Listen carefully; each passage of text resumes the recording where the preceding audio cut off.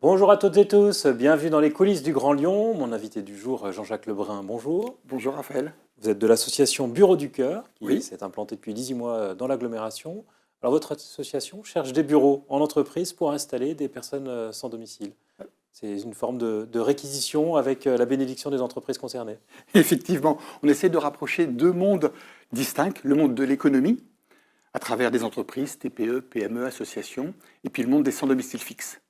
Le premier monde a des locaux qui ne sont pas occupés ni la nuit, ni le week-end, alors qu'ils sont loués, chauffés, éclairés, de l'eau chaude, de l'eau froide, et ils pourraient être mis à disposition des sans-domicile fixe, qui ont un accident de la vie et qui cherchent à rebondir dans le domaine économique et dans le domaine du logement. Et alors concrètement, comment ça se passe pour une entreprise qui accepterait d'accueillir une personne sans domicile? Eh bien, on a une réunion avec elle, et puis l'association des sans-domicile fixe qui les gère, comme le Secours populaire, le Secours catholique, les apprentis d'Auteuil, qui nous sélectionnent des candidats. On se réunit, on met en relation, et les associations, tout comme l'entreprise, ils ont 24 heures pour avoir un droit de premier refus. Quelquefois, il n'y a pas de fit forcément entre l'entreprise et le candidat. C'est tout à fait important, parce que ça doit être un projet d'entreprise. Le candidat doit être à l'aise. Mais s'il y a quelque chose qui ne va pas de souci, on trouve un autre candidat. Le lendemain, on signe une convention tripartite, puisque c'est encadré par un engagement écrit.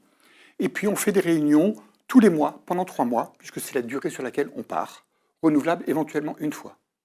Donc pas plus de 6 mois avec quelqu'un qui s'engage à venir en dehors des horaires de travail. Absolument. Donc, on se met d'accord avec l'entreprise. On dit, pour ne pas gêner les salariés, l'invité va arriver après 18h ou 19h, par exemple, va partir avant 8h le matin, pareil le week-end. Comme ça, il ne distrait absolument pas l'activité professionnelle. Beaucoup d'entreprises nous disent au bout de 15 jours, mais vous êtes sûr qu'il y a quelqu'un qui vient? Parce que le matin, tout est rangé. Les sans-domicile fixe ont appris à être invisibles. Invisibles auprès des forces de l'ordre, invisibles auprès des gens qui veulent les frapper. Beaucoup de gens sont frappés dans la rue.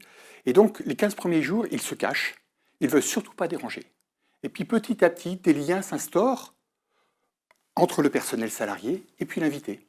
Vous avez des entreprises dans la région qui acceptent d'ouvrir leurs locaux? Oui, oui, on a 15 entreprises avec qui on a signé des partenariats, des PME, des TPE. On essaie aussi avec des grands groupes, ça demande un petit peu plus de temps. Et force est de constater que le premier pas est presque le plus difficile. Une fois que la confiance a été donnée une première fois, que ça s'est bien passé avec un invité, les entreprises continuent avec un deuxième, avec un troisième invité. Les invités en question sont sélectionnés par une association. Oui, c'est l'association qui sélectionne les personnes parce qu'on veut apporter une certaine garantie à l'entreprise qui va les accueillir. Il faut que la personne soit majeure, qu'elle n'ait pas d'addiction, ni drogue, ni alcool, qu'elle puisse être autonome, qu'elle se lave. Et donc c'est pour ça que l'entreprise doit mettre à disposition quelques mètres carrés, un coin de bureau, un coin de salle de réunion, des toilettes, et puis un petit coin kitchenette pour que la personne puisse se faire à manger le soir. Mais pas forcément de douche, pas forcément Alors, de la douche, lit. vous avez raison, la douche est préférable. Maintenant, beaucoup de nos invités peuvent prendre des douches sur leur lieu de travail la semaine. Et puis le week-end, il y a des hôtels solidaires qui proposent l'accès aux sans-abri à leur douche. Donc la personne peut avoir une hygiène parfaite pendant toute la semaine. Et le public, ce sont beaucoup des gens qui ont un travail et qui dorment dans leur voiture, par exemple. Alors, vous avez raison, il y a tous les cas. Il y a des très jeunes qui sont en rupture avec leur famille, qui ne sont pas encore stabilisés d'un point de vue professionnel.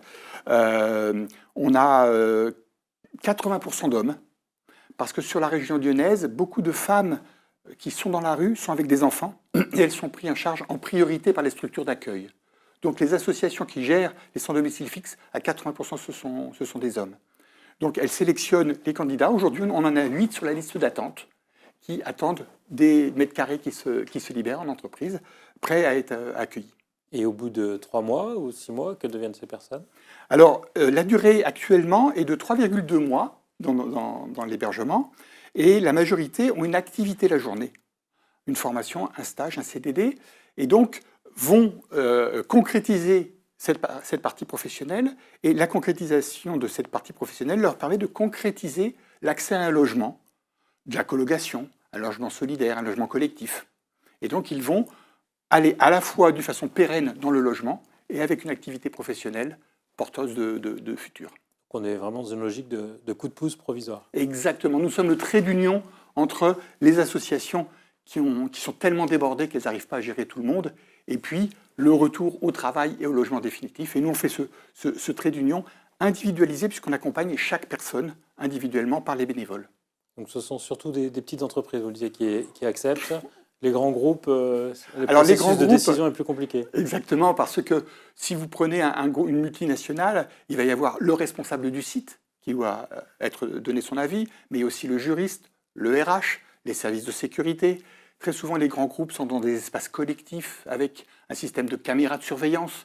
Donc, ce n'est pas vraiment adapté à accueillir quelqu'un la nuit et le week-end, surtout lorsque ce n'est pas un salarié de l'entreprise. L'association s'est donné comme objectif d'héberger jusqu'à 7000 personnes. Oui, actuellement, ça peut être des solutions pour combien de personnes au final? Actuellement, en France, on héberge 260 personnes et on se donnait un objectif de 7000 personnes à 5 ans, sachant qu'il y a à peu près 300 000 sans domicile fixe en France et 30 000 à Lyon, qui est l'équivalent de toute la population de Dessines. Dans les publics que vous acceptez, ce sont forcément des gens qui ont des papiers. Vous refusez Oui. d'avoir des sans-papiers. Oui, même si ceux-ci auraient besoin de nous, 6 mois pour accueillir quelqu'un, pour qu'il ait accès à des papiers, pour qu'avec ces papiers, il puisse avoir accès à un travail et un logement, on l'a fait une fois et ça a été un échec.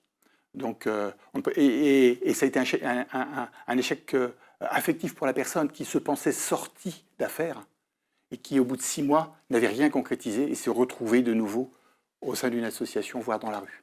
Quel regard vous portez des discussions sur la loi migration qui compte durcir encore les conditions d'accès au papier et de travail? Écoutez, j'ai des convictions personnelles, mais notre association, elle est laïque, apolitique.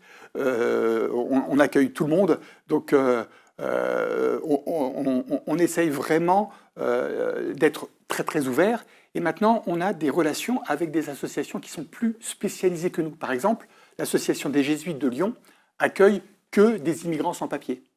Donc, lorsque nous, on est sollicité dans ce cas-là, eh bien, on les oriente vers l'association des Jésuites. Vous avez aussi l'entreprise des possibles, portée par Alain Mérieux, qui est un monstre par rapport à nous, excusez-moi l'expression, et qui travaille sur toutes des familles, qui accueille beaucoup de familles qui venaient d'Ukraine. Et lorsqu'ils ont un accueil personnel à faire, ils nous l'envoient. Lorsque nous, on a des familles, on leur envoie. Donc, vous voyez, il y a un maillage d'associations qui essaie chacun d'apporter sa pierre à l'édifice par rapport aux 30 000 SDF de Lyon. Et quel est le profil des bénévoles enfin, qui s'engagent dans l'association? Alors, vous êtes un ingénieur retraité ou... Ouais, exactement, nous sommes 15. Je suis le seul bénévole à temps plein, parce que retraité récemment. Et tous les autres, ce sont des gens qui font ça en plus de leur activité professionnelle, qui a souvent lien avec le monde social, sociétal, environnemental. Donc moi, des jeunes que j'admire, parce que quand j'avais une activité professionnelle, je ne suis pas sûr que j'aurais consacré du temps libre à cela. Jean-Jacques Lebrun, je vous remercie. Merci Raphaël. Et puis moi, je vous dis à demain pour une nouvelle émission des coulisses du Grand Lyon.